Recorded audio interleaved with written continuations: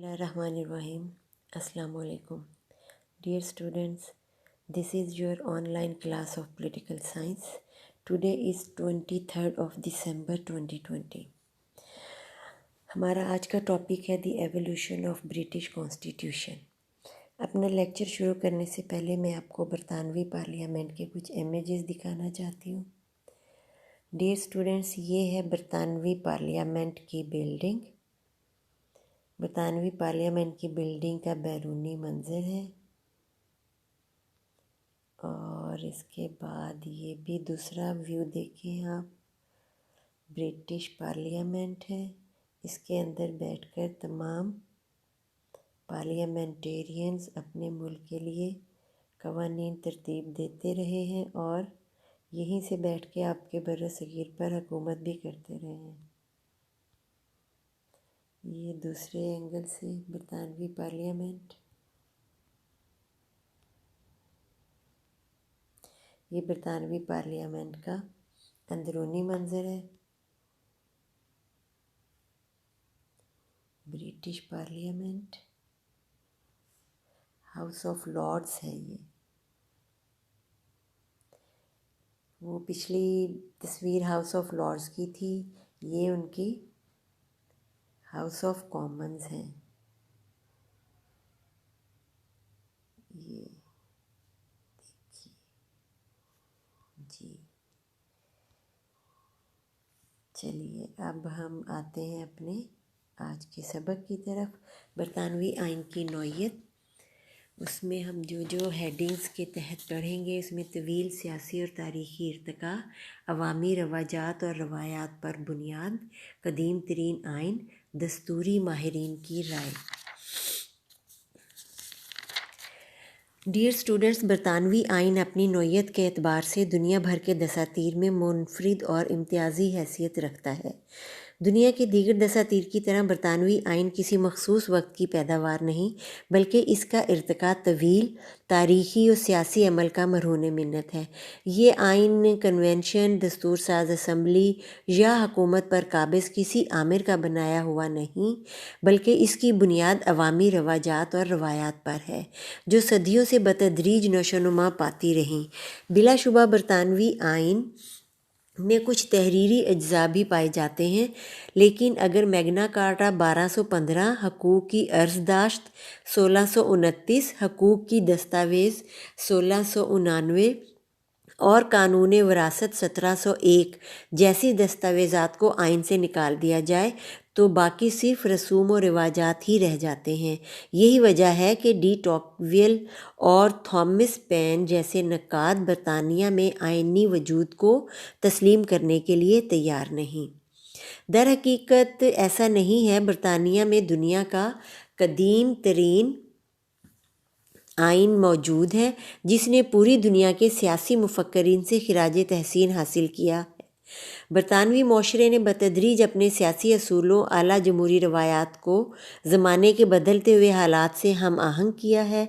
اس آئینی ارتقاء میں مسلسل رابطہ یا مسلسل ربط نظر آتا ہے، اگرچہ اس آئینی ارتقاء کو 1649 اور 1660 کے انقلابات، 1653 اور 1658 کرامویل کے دور اقتدار، جس کو کرامویل کی آمریت بھی کہا جاتا ہے، نے بادشاہت کو ختم کر کے جمہوریہ قائم کرنے کا ناکام تجربہ بھی کیا نے متاثر کیا. نیز 1688 کے شاندار انقلاب نے بھی نظام حکومت پر دور رس اثرات مرتب کیے، لیکن مجموعی طور پر آئینی ارتقاء کا تسلسل برقرار رہا. دستوری ماہرین کی آراء.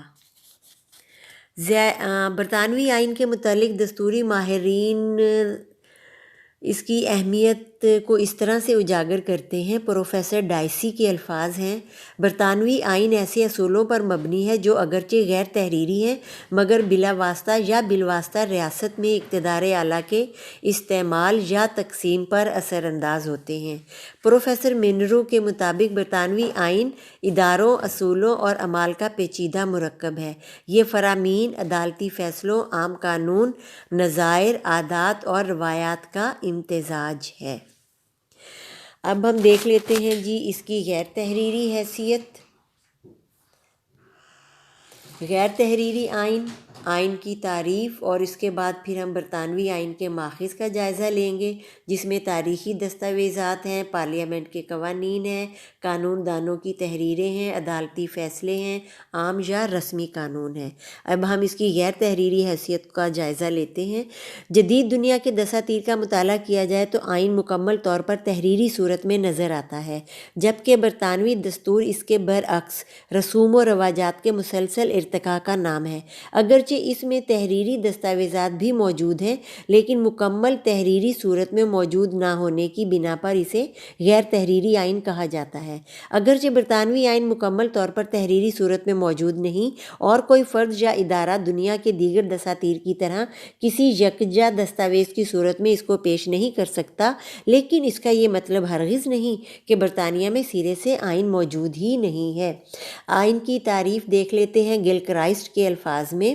آئین تحریری یا غیر تحریری اصولوں کا ایسا مجموعہ ہے جو حکومت کی تنظیم، مختلف شعبوں میں اختیارات کی تقسیم اور ان تمام اصولوں کا تعین کرتا ہے جن کے مطابق یہ اختیارات استعمال کیے جاتے ہیں۔ اب ہم بڑھتے ہیں آئین کے ماخذ کی طرف۔ برطانوی آئین ایک غیر تحریری آئین تصور کیا جاتا ہے، تاہم اس میں تحریری دستاویزات بھی شامل ہیں۔ یہ طویل تاریخی عمل اور فطری ارتقاء کا نمونہ ہے۔ سر ولیم کے الفاظ میں برطانوی آئین ایک ایسی عمارت کی مانند ہے جس کے مکین وقتاً فوقتاً اس کو تعمیر کرتے رہے، اور انہوں نے اپنی ضروریات کے مطابق اس میں صحن، برآمدے، کمرے، گیلریاں تعمیر کی، اور اس تعمیر میں بہت سے لوگوں کا ہاتھ ہے۔ لارڈ برائس کہتے ہیں برطانوی آئین بڑے سے بڑے دستوری عناصر یعنی قوانین، عدالتی فیصلوں، قانون عامہ اور رواجات میں ملتا ہے۔ اس طرح آئین مختلف عناصر پر مشتمل ہے جس کو دو حصوں میں تقسیم کیا جا سکتا ہے: دستوری قوانین کانسٹیٹیوشنل لا اینڈ آئینی رواجات کنونشنز۔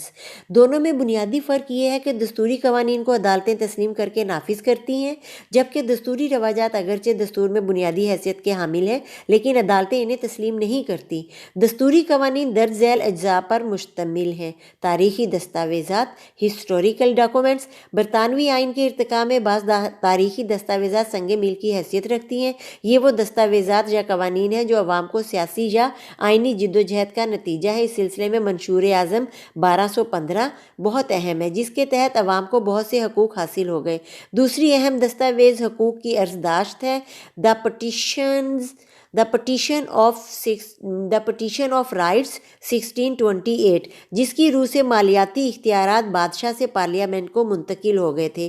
تیسری اہم دستاویزات مسودات حقوق 1699 ہے، دی بل آف رائٹس، جو شاندار انقلاب 1688 کا ثمر تھی، جس کی روح سے پارلیمنٹ کی بالادستی کا اصول تسلیم کیا گیا اور عوامی حقوق اور آزادیوں کو تسلیم کیا گیا۔